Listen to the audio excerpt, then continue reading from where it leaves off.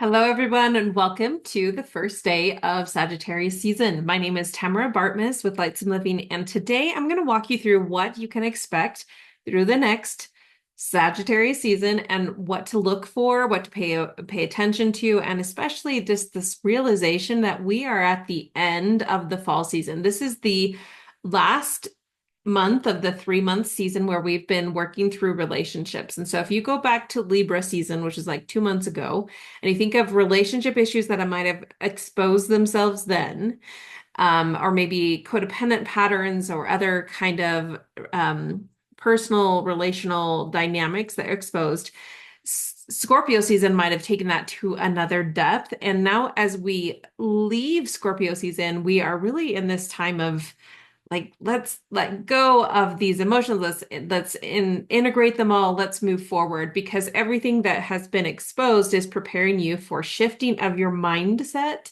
so that you can begin to move forward and actually live out your purpose and your mission as we move into Capricorn season. So it's all sort of building on itself and getting you ready for something more to come. Sagittarius season also takes us out of the heaviness that sometimes can be Scorpio season, brings us into a light, more playful, more fun energy. And we see all the major, well, not all the major holidays, but a significant one, Thanksgiving and other family friend activities that the holidays bring us together. And it's interesting that Sagittarius season actually ends on the 21st of December, right before Christmas begins, which is in Capricorn season. So it's the time to play and have fun and really sort of let go of some of those old wounds of the past few months and lean into the wisdom gained from them. So if you learn from it, you can be able to move forward. If you don't learn from it, then it's going to repeat itself, right? So let's break this down. What do we have happening and when during Sagittarius season? The key events to pay attention to, of course, the 21st today is when the sun entered Sagittarius, in the middle of the day here, Mountain Time. On the 30th, at the end of this month, there will be the Sagittarius new moon, and we will expect a grand fire trine and a mutable T-square that are going to be impacted or sending and collecting energy from that new moon in Sagittarius. And then on December 15th, just a week before the end of the Sagittarius season, we have the Gemini full moon. And again, we have a mutable T-square showing up here. Just the opportunity again to shift energy, to let go of things, and to sort of reinvigorate ourselves. If you felt the heaviness, sometimes our emotions can get the best of us and we feel pulled down and weighed down and we don't quite know how to move through them. Well, Sagittarius and fire signs bring out the little bit more of that levity and just the ability to like take action and move forward. And that's really what fire signs bring and help us get out of the heaviness of the emotion, move into action, and really move forward. So if you feel a little bit of that relief, let me know in the comments. I'm always curious to see and hear what other people's experiences are as we move through each season of the year. So again, this is the final month of the fall season here in the Northern Hemisphere. And as a mutable sign, it is time to wrap up things and to let things go before we move into cardinal sign. So if there's things that have not happened for you or that you have been ignoring for the last few months, this is the time to address it. And surprisingly, Mercury retrograde is here to help you do that. On November 26th, just in a few days, right before Thanksgiving, at least in the US, there will be Mercury retrograde in Sagittarius. So pay attention to your thoughts and your words. Maybe hold your tongue a little bit more at the holiday gatherings. Just be more thoughtful and mindful instead of just spurting things out, because you can create lots of unnecessary karmic reactions because you're not thinking before you're speaking. We also have December 6th and 7th is a potent time because Mars goes retrograde in Leo on December 6th. There'll be a time again of reflection and review of our power, our actions. So a little bit more thinking, less doing, maybe a little bit more planning. Be really great to utilize Mars retrograde as we prepare for the next Gregorian year of 2025.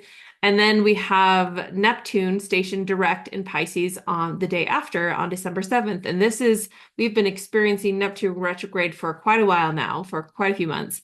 And so it will be really nice to see that energy shift into a direct motion to help us move forward and actually have a new spiritual foundation for how to move in a direction of spiritual growth. And I will have another video about Neptune stationing direct and just Neptune in Pisces, because Neptune is shifting into Aries. It's a whole different vibe, and that is coming very soon too.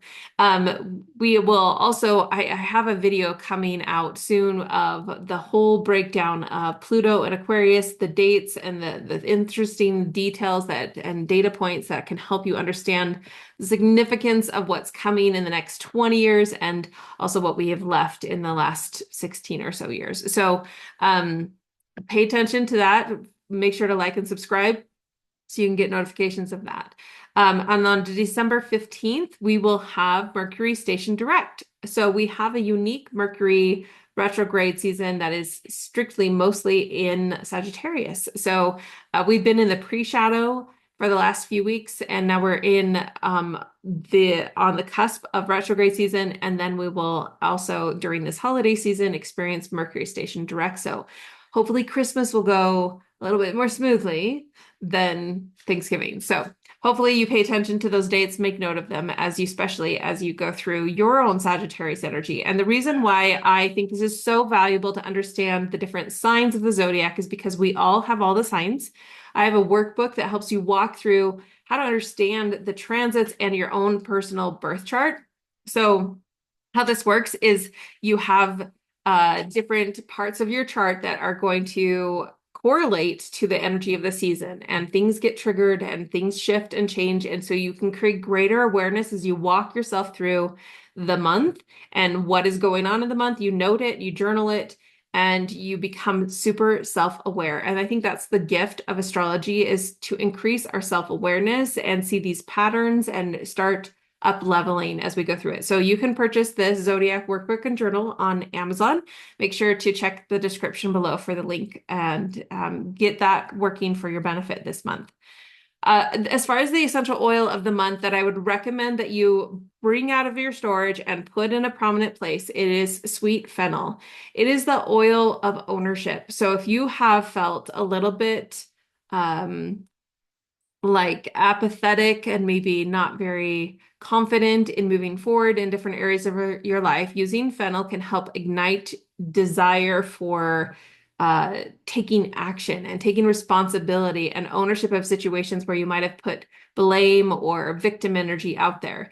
It helps you to step out of fear and old shame that can paralyze us from taking action, and really helps us tune into the messages of our body so that we can actually use our body as the instrument that it's meant to be in helping us move forward. So again, you can look in the description below for fennel. It's a beautiful oil to put just a little drop under your tongue. It tastes just like black licorice. You can also mix it with other blends and put it in a diffuser. And then also apply it over your digestive system is a wonderful place to put it.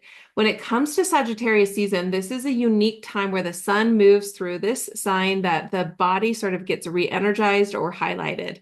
So hips, hip bones, your femur, your thighs, the sciatic nerve, your major arteries of the body, your gluteals or your butt muscles, the lower spinal nerves, and the central nervous system along the base of the spine.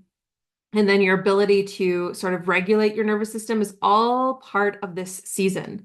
So deep breathing work, sort of maybe some hip work to help release the stress and the tension that often gets carried there. Some, thigh work as well. All this, the glutes, all of this, like stimulating it and paying attention to it, can really help in releasing and integrating the energy of this sign.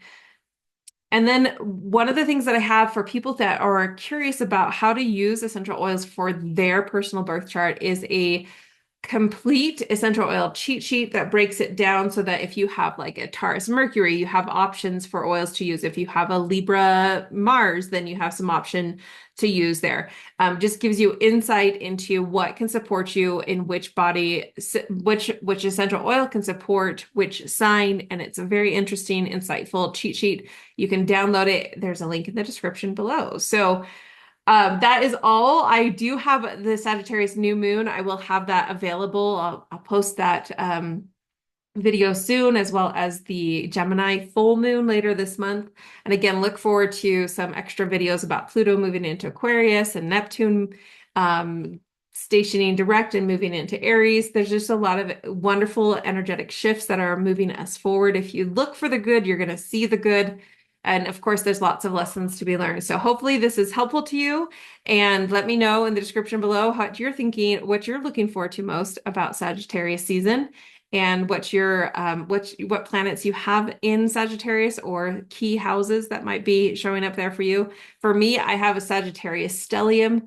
I am a little bit like curious to see how that is impacted. I'm a Sagittarius moon, so oftentimes Sagittarius season is just sort of like really cozy fun for me, and it feels good. So what is in your Sagittarius sign? Pay attention to that, and that will help you navigate through the season. We'll talk to you guys later. Thanks. Bye.